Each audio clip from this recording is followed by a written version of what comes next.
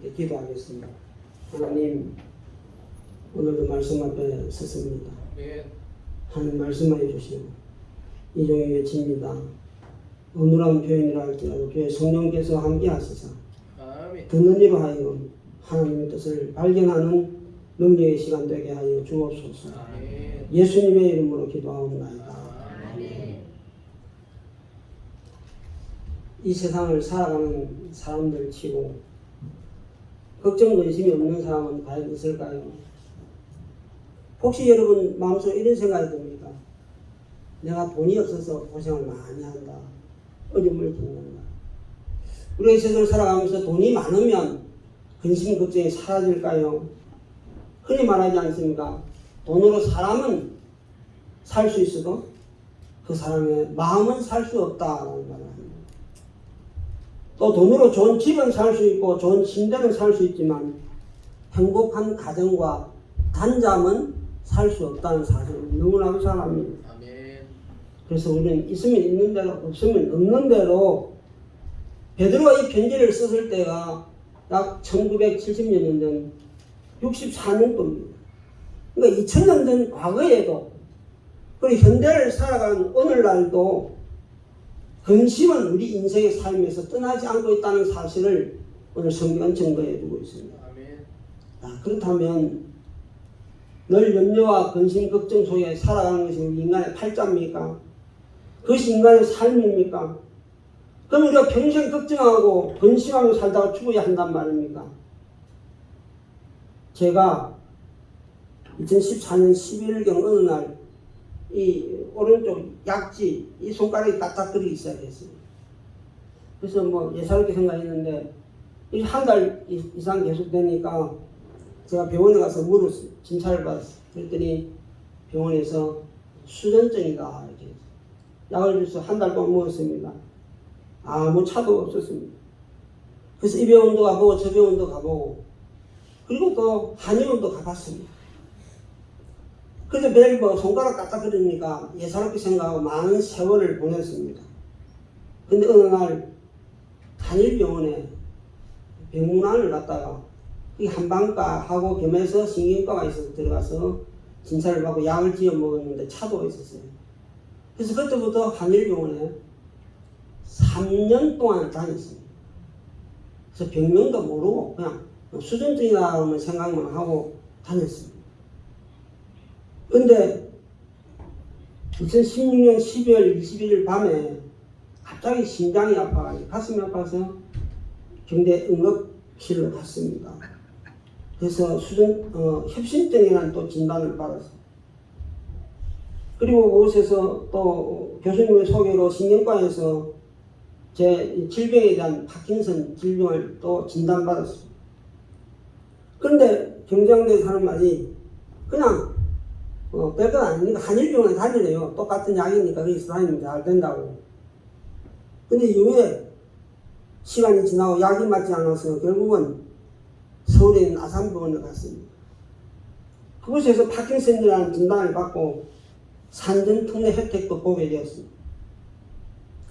그 당시 제가 알고 있는 상식이라든지 또 인터넷을 통하여서 파킨슨이 어떤 병인가 제가 살피고 왔습니다.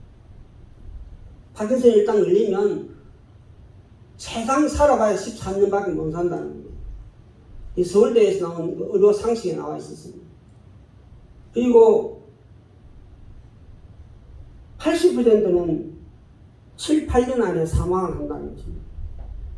나머지 20%는 살아봐야 삶에 의미가 없는 그래서 생명만 붙어있는 그런 삶이라는 내용이었습니다.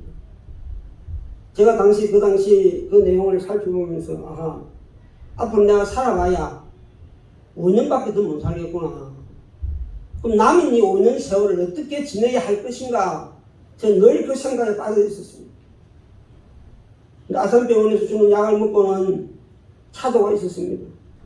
근데 문제는 약이 많으니까 점차 후유증이 나타나기 시작했어요. 응급상황이 닥칩니다. 서울에 있는 병원에 갈 수도 없습니다. 전화도 할 수 없습니다. 그래서 다시 진주병원으로 옮겼어요. 그때 지금 경상대 교수님을 만나게 되고 그리고 다음 달 7월 12일 날 내심부 자극수련 수술을 서울 삼성병원에서 받기로 예약이 되어 있습니다. 아멘. 그것은 그 당시 생각지도 못한 일들이었습니다. 제가 받게 될 내신부 자극 수련하는 것은 쉽게 말하면 뇌에 구멍을 뚫어서 그게 센서를 넣고 그리고 몸 안에 배터리와 컴퓨터를 넣어가지고 약 대신에 전기로서 뇌를 자극시키는 것입니다. 그래서 뇌가 약을 먹는 것과 똑같은 효과를 나타낸다는 것입니다. 그래서 여러분, 병은 그대로 진행이 됩니다. 그러나 약물에 대한 후유증과 약효에 대한 시간에 대해서 두려워할 것이 없다는 것입니다. 그래서 환자에게 주어진 수명을 최대로 누릴 수 있도록 도우는 기술이 바로 내신부 자극술이라는 수술입니다. 우리 성도 여러분, 저는 작년 11월 달에 세상을 떠나는 줄 생각을 했습니다. 근데 하나님이 이렇게 귀할 길을 열어주시고 때가 되니 사람도 만나게 하시고 수술의 길도 열어주시고 또 엄청난 많은 수술비를 국가에서 다 부담해주는 제도가 있어서 저는 약 한 1억 원 정도의 수술비가 500만 원만 부담을 하면 받을 수 있는 그런 특례를 또 누리게 되어졌습니다. 아멘. 할렐루야. 이제 여러분 마지막 7월 12일 날 수술 받을 수 있도록 여러분들의 기도를 부탁을 드립니다. 아멘. 여러분 사도 베드로가 이 편지를 써서 흩어진 성도에게 보낼 때의 상황은 이해가 안 되는 세상이었습니다. 단지 예수를 믿는다는 이유 때문에 그냥 환난을 받았습니다. AD 64년 7월 19일 날 로마에 불이 났습니다. 네로 황제는 그 방화범을 기독교인이라고 뒤집어 씌웁니다. 그래서 예수 믿는 사람이면 무조건 잡아다가 사자밥이 되게 하고 전쟁의 도구가 되게 했습니다. 그래서 사도 바울은 이러한 환난과 시험을 당하는 성도들에게 박해와 고난을 극복할 수 있고 또 이런 어려움을 겪는 성도들을 위로하기 위한 이 편지를 써서 이렇게 당부하고 있습니다. 우리 같이 한번 읽어보면 본문 7절입니다. 본문 7절입니다. 시작. 여러분의 걱정을 모두 하나님께 맡기십시오. 하나님께서는 여러분을 돌보고 계십니다. 할렐루야. 아멘. 여기서 맡긴다라는 말은 에필랍산테스라는 즉 던져버린다라는 단어입니다. 던져버린다. 돌을 던지듯이 던져버린다는 단어입니다. 여러분 코로나19 시대에 미국의 휴 리서치 센터에서 한국을 비롯한 14개국에 설문조사를 했는데 한국은 코로나 환자가 제일 적은데도 89%의 사람들이 걱정을 하고 있습니다. 내가 코로나 걸리면 어떻게 하나. 그래서 확진자 수가 제일 적은데도 걱정은 제일 많이 하는 나라라는 걱정왕이라는 타이틀을 안겨주었습니다. 여러분 우리 한국 사람의 속에는 DNA에는 걱정이 많은 것 같습니다. 그렇다 할지라도 오늘 우리 신도교의 성도들은 오늘 본문의 말씀을 통해서 모든 염려와 걱정을 하나님께 맡겨버리고 걱정이 없는 평강의 삶을 살아가는 저와 여러분이 되시기를 주님의 이름으로 축원합니다. 아멘. 그러면 어떻게 하면 걱정과 근심을 하나님께 맡길 수 있습니까? 실제로 겸손의 옷을 입어야 합니다. 오늘 본문 오전 읽지 않았습니다. 젊은이 여러분, 이와 같이 여러분도 나이가 많은 이들에게 복종하십시오. 모두가 서로 겸손의 옷을 입으십시오. 하나님께서는 교만한 자를 물리치시고 겸손한 사람에게 은혜를 베푸십니다라고 했습니다. 여러분 걱정과 근심을 돌 던지듯이 던져버린다고 없어지는 것이 아닙니다. 내가 생각을 안 한다고 해서 없어지는 것도 아닙니다. 걱정과 근심은 하나님께 맡기지 않으면 결코 사라지지 않습니다. 인간은 교만하면 나의 문제를 남에게 맡기지도 않고 알리려고 하지도 않습니다. 왜요? 자존심 상한다는 것입니다. 그래서 그런 사람은 말라버릴 무화과나무 치마 옆에 네일 아트를 하고 나타날 사람들이라는 사실입니다.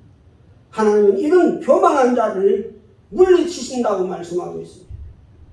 여기서 물리치다는 말도 헬라어는 안티세테타이라는 군사 용어입니다. 즉 하나님을 의뢰하지 않고 교만하여 자기 능력만을 믿는 자를 물리쳐서 파멸시켜 버린다는 뜻이 이 물리치다, 안티타스타이라는 단어입니다. 그러나 반면에 겸손한 자에게는 하나님께서 은혜를 허락하신다고 약속하고 있습니다. 그러므로 겸손한 자만이 염려를 하나님께 맡길 수 있는 줄로 믿습니다. 두 번째, 영적으로 깨어 있어야 합니다. 8절에서 말합니다. 정신을 차리고 깨어 있으십시오. 여러분의 원수 악마가 우는 사자같이 상실자를 두고 찾아다닙니다. 여러분, 우리가 사는 이 세상은 영적 싸움터입니다. 뿐만 아니라 우리의 마음도 영적의 전쟁터입니다. 하루에도 얼마나 마음에 많은 마음들이 우리를 유혹합니다. 미혹이 강력하게 우리를 넘어뜨리기 위해 발버둥칩니다. 그래서 베드로는 이런 사단의 역사를 삼킬 자를 찾아 두고 다니는 사자와 같다고 비유하고 있습니다. 그러므로 성도 여러분, 미혹에 들지 않도록 정신을 차리고 깨어 기도하며 말씀으로 자신을 지켜나가는 자만이 우리의 문제도 하나님께 맡길 수 있는 줄로 믿습니다. 아멘. 세 번째로 믿음을 굳게 해야 합니다. 오늘 9절에 보니까 믿음에 굳게 서서 악마를 맞서 싸우십시오. 여러분도 아는 바와 대로 세상에 있는 여러분의 형제자매들도 다 같은 고난을 겪고 있습니다 라고 했습니다. 여러분, 이 세상을 살아가는 데는 다 이와 같은 고난이 있다는 사실을 기억하십시오. 왜 나만 고난을 당하느냐고 불평하지 마십시오. 우리 찬양하며 합시다. 왜 나만 겪는 고난이라고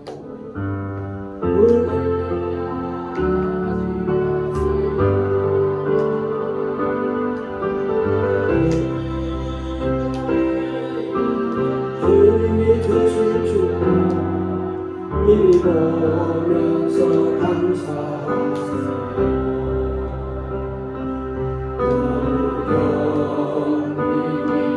힘든 지금 주님이라고 되시잖아요. 오늘은 지쳐 앉아 있을지라도 당신 나를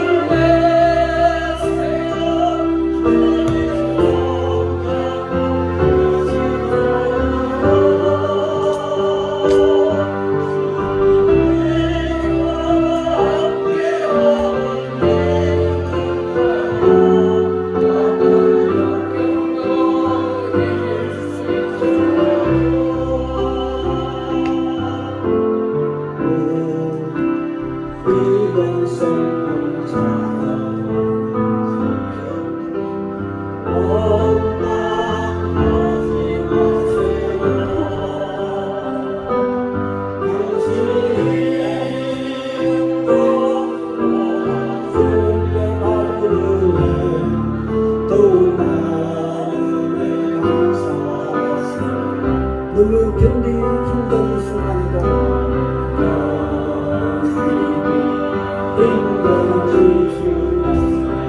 주님이라고 계시잖아. 남들은 지쳐가 있을지라도 당신만은 깨어있으세요.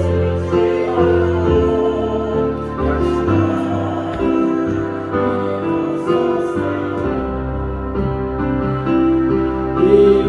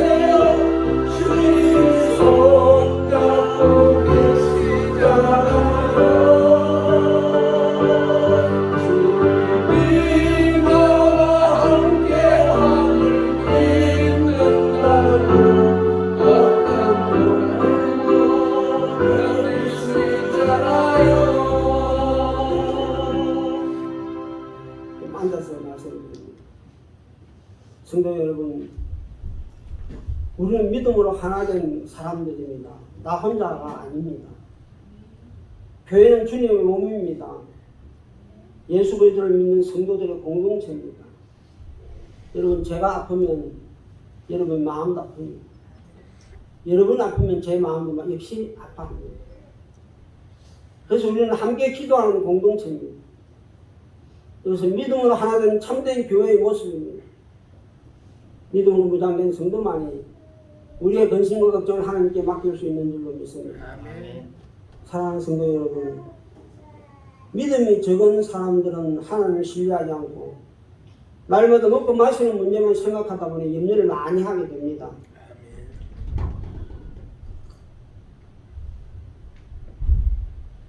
마태복음 6장 30절부터 32절에 보면 오늘 이따가 내일 아궁이에 들어갈 들풀도 하나님께서 이와 같이 입히시거든 하물며 너희를 입히지 않겠느냐. 믿음이 적은 자들아, 그러므로 무엇을 먹을까 무엇을 마실까 무엇을 입을까 걱정하지 말라. 이 모든 것은 이방 사람들이 구하는 것이요 너희의 하늘 아버지께서 이 모든 것이 너희에게 필요하다는 것을 아신다고 말씀하고 있습니다. 여러분, 먹고 사는 문제만을 고민하고 구하는 자는 바로 이방인들이 하는 것입니다. 하나님을 모르는 사람, 하나님을 믿지 않는 사람들이 자기의 힘으로 세상을 살아가려니까 얼마나 살기 어렵습니까? 그러니까 걱정, 근심이 많은 것입니다. 내 힘으로 살아가려고 하니까 그렇습니다. 그러나 우리는 하나님을 믿는 사람들인 줄로 믿습니다. 우리는 하나님의 자녀들인 줄로 믿습니다. 하나님께서 책임져 주시는 줄로 믿습니다. 그러면 우리는 염려할 필요가 없는 줄로 믿습니다. 히브리서 11장 6절에 말하죠. 믿음이 없이는 하나님을 기쁘시게 해드릴 수 없습니다.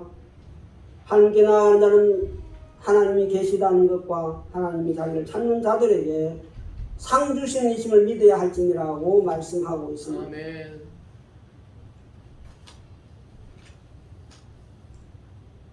날마다 이런 믿음으로 하나님 앞에 담대히 나아가서 근심 걱정을 맡기고 하나님이 예비한 상을 받아 누리는 믿음의 성도들이 되시기를 주님의 이름으로 축원합니다. 아멘.